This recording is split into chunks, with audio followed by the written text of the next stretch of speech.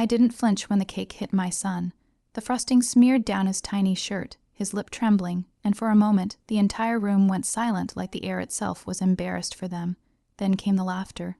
My sister's laughter. "Oh, come on, Marin," she said, half smiling, half mocking. "They're just kids. Don't be so dramatic." I looked at her daughter, 9 years old, standing there with that smirk, the one she learned from her mother. Then at my sister again. She was glowing in her pink satin dress, surrounded by her friends, her husband, her perfect decorations. It was supposed to be her day, the baby shower, and I'd promised myself I wouldn't cause trouble. But when she leaned closer and whispered, "Get out of here. You and your kids are not welcome here," something inside me went cold. I didn't yell. I didn't cry. I just smiled, that quiet, unsettling smile that comes when your heart stops breaking and starts hardening.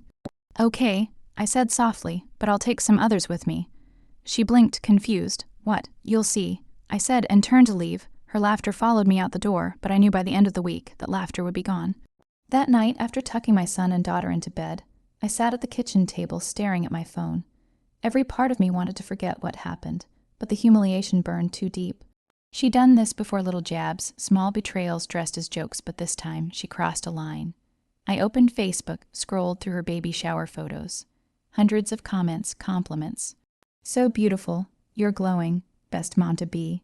And there she was, smiling wide, holding her belly, while her daughter stood proudly beside her, except the girl wasn't hers, not biologically anyway. That was a secret only a few people knew, and I was one of them. I wasn't planning to use it, not yet, but something about the smug way she'd told me to leave the way she looked down on my kids, as if they were dirty shoes on her expensive carpet. It stirred something sharp inside me. Before I did anything, though, I needed to calm down. I put on some tea and opened YouTube. Right there on the front page, a video from her Retaliation. The narrator's voice said softly, "Sometimes you don't fight fire with fire. You let the truth burn for you." It was strange timing, but it made me smile. Maybe that was a sign, so I started my plan. The next few days, I kept things quiet. I didn't answer my sister's calls, didn't react to her posts, just silence. That always made her nervous. She liked control, the kind that came from knowing everyone else's moves.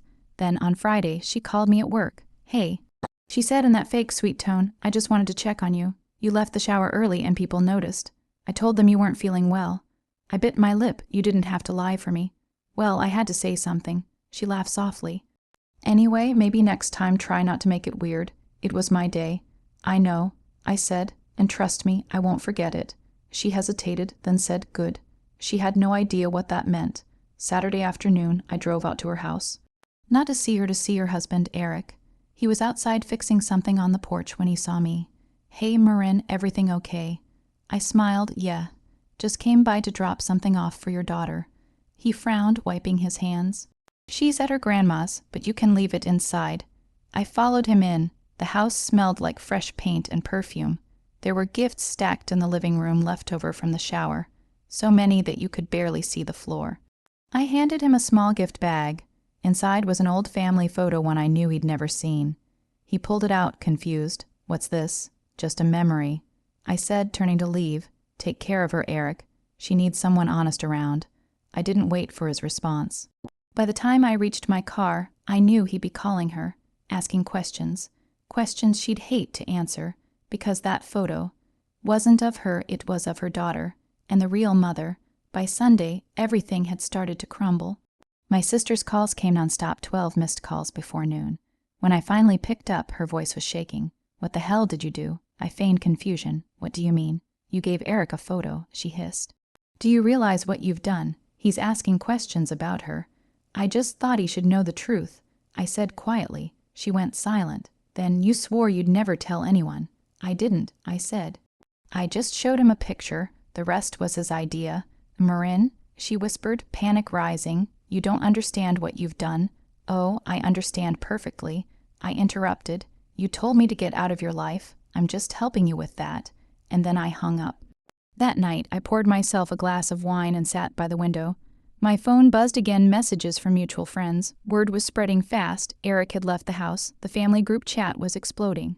My sister tried to control the narrative, of course. Fake photo. Lies. Marin's jealous. But the truth has a way of sticking like frosting on a shirt that won't wash out. Still, the best part hadn't even begun. Because when I said I'd take some others with me that day, I didn't just mean emotionally. While I was leaving her party, I noticed something strange. In the back room, her friends had stacked dozens of designer baby gift strollers, cribs, clothes all bought with someone else's money. She'd used her husband's business card without him knowing. I'd taken pictures, every tag, every receipt, every item, and I knew exactly where to send them. By Monday morning, Eric's company accountant had all of them in his inbox. By Monday evening, my sister's world wasn't pink and pretty anymore. It was falling apart, but I wasn't done, not yet. When she finally showed up at my door, eyes red, mascara running, I didn't open it right away. She pounded and shouted until her voice cracked. "Please, Marin, you don't understand. He left. He took everything. You ruined my life." I opened the door slowly. "No," I said. "You ruined mine first." Her lips trembled. "You think you're the good one? You think you're better than me?" "No," I said softly, just smarter. She broke down on the porch sobbing, while my kids watched from the window confused but quiet. I didn't comfort her. I just closed the door, and for the first time in years. The silence felt peaceful. Later that night, I opened my phone again. The latest video from her Retaliation had just been posted. The narrator's voice echoed softly. "Sometimes revenge isn't loud. It's the quiet click of a door that finally closes." I smiled, because that was exactly what I'd done, but she didn't know yet the most shocking part was still to come. The morning after the baby shower felt unnaturally still, the kind of stillness that comes when you finally stop trying to please everyone. I woke up to the sound of my son quietly playing with his toy car beside me. His face looked peaceful, but I could still see the trace of sadness from yesterday, the way he'd been humiliated, covered in frosting while everyone laughed. I kissed his forehead gently and whispered, "It's okay now. Mommy's got this." As I made coffee, the scene kept looping in my head. My sister Emily's cruel smirk, the smug faces of her friends, the way my own parents had looked away when she threw me out of the baby shower like some unwanted guest. I had stood there, clutching my child's hand, trying not to cry. But when I smiled and said, "Okay, but I'll take some others with me," I had already started my plan, because I wasn't going to scream. I wasn't going to argue. I was going to let time and truth do the talking. That morning, I went through my phone, scrolling through months of texts between Emily and me. All the time she'd asked for help, the money transfers, the favors, the contacts I had given her when she was setting up her baby boutique. I realized just how much I had done for her, and how little she had ever appreciated it. There it was in black and white, receipts, transactions, promises. She thought I was weak. She thought my kindness meant stupidity. She was wrong. By noon, I had already called my lawyer. He was surprised to hear from me, but remembered drafting the paperwork for Emily's shop last year. "You're still a 50% shareholder," he confirmed. I smiled, my fingers tapping against the table. "Good," I said calmly. "Then let's begin the transfer process." He hesitated. "Transfer to whom?" I looked out the window where my son was chasing bubbles in the garden. To me, I whispered, "It's time to clean up my investments." That same afternoon, I drove to the boutique.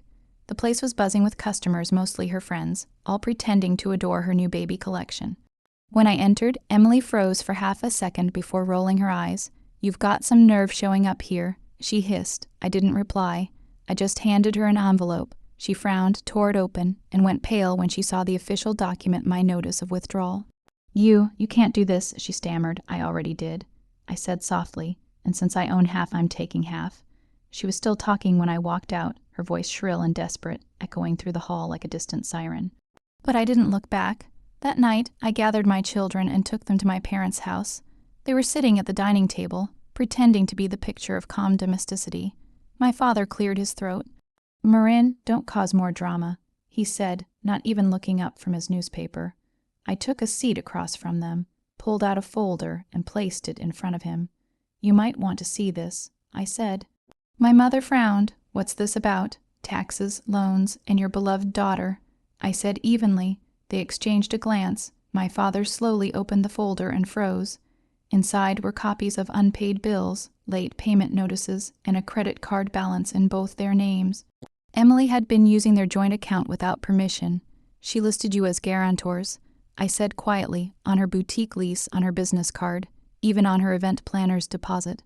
My mother went pale. "What are you saying?" "I'm saying," I said, leaning forward, "that you threw me out for nothing, but your real favorite child has been draining you dry." The silence that followed was thick, heavy. I could feel years of favoritism finally cracking under the weight of truth.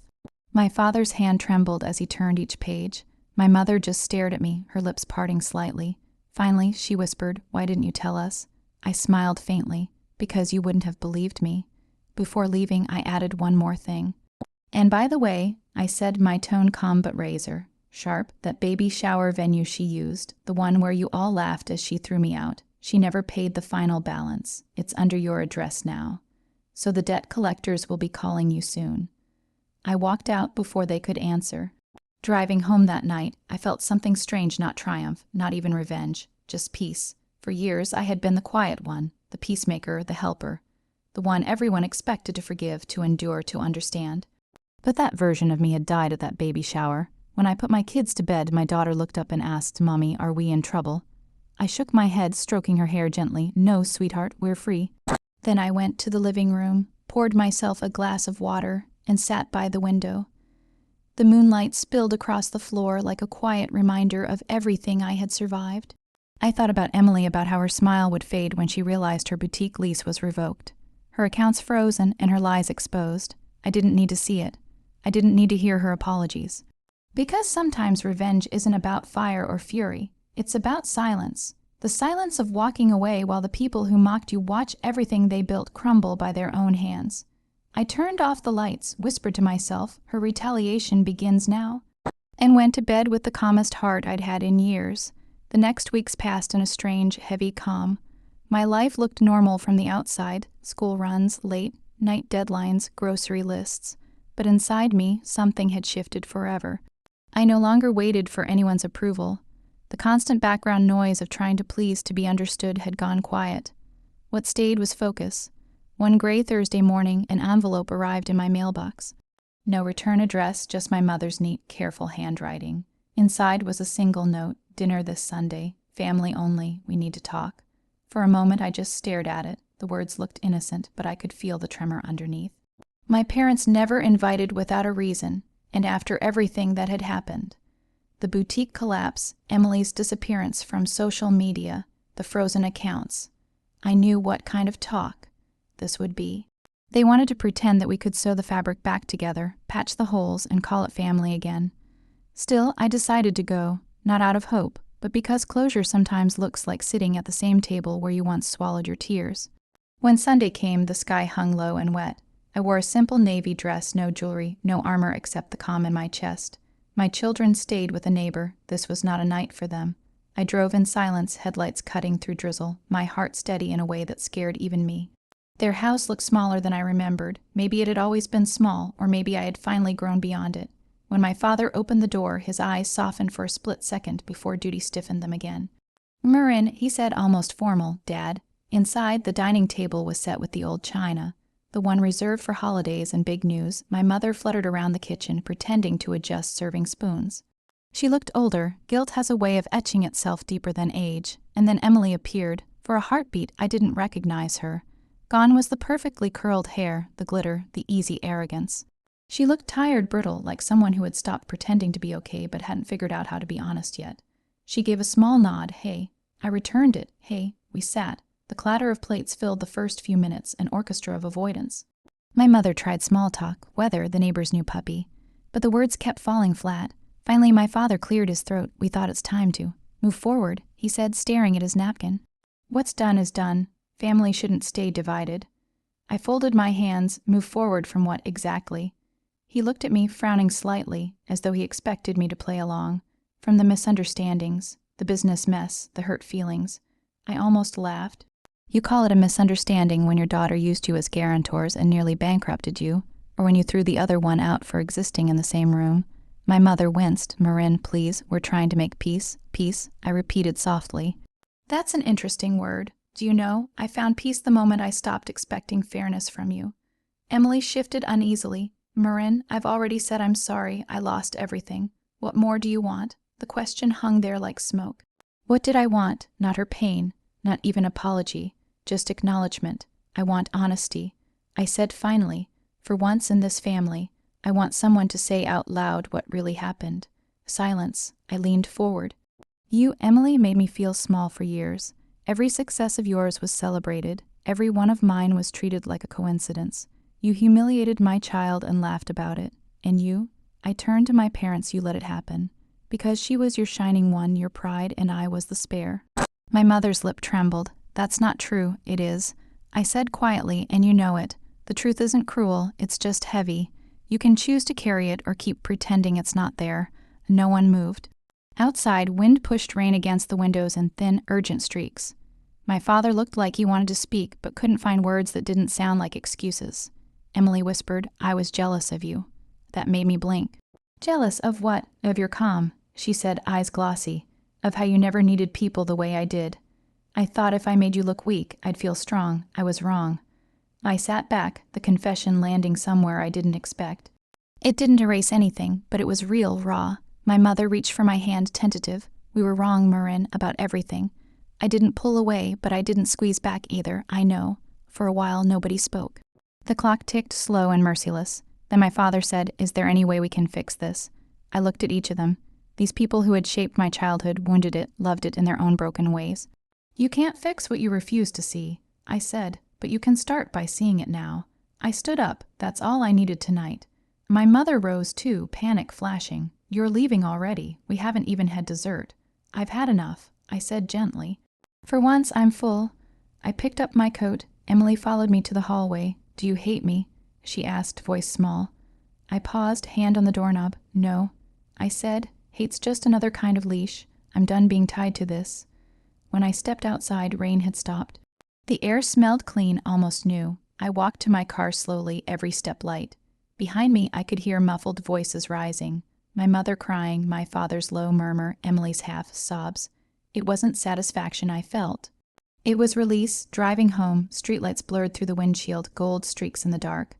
I thought about how revenge had begun like a flame in me, bright and hot, but had ended like this. A quiet warmth that didn't burn anymore. At home, the kids were asleep. I checked on them, brushing hair from my daughter's face. She stirred and smiled without opening her eyes. "Mommy's home, always," I whispered. I went to the kitchen, poured water, and leaned against the counter.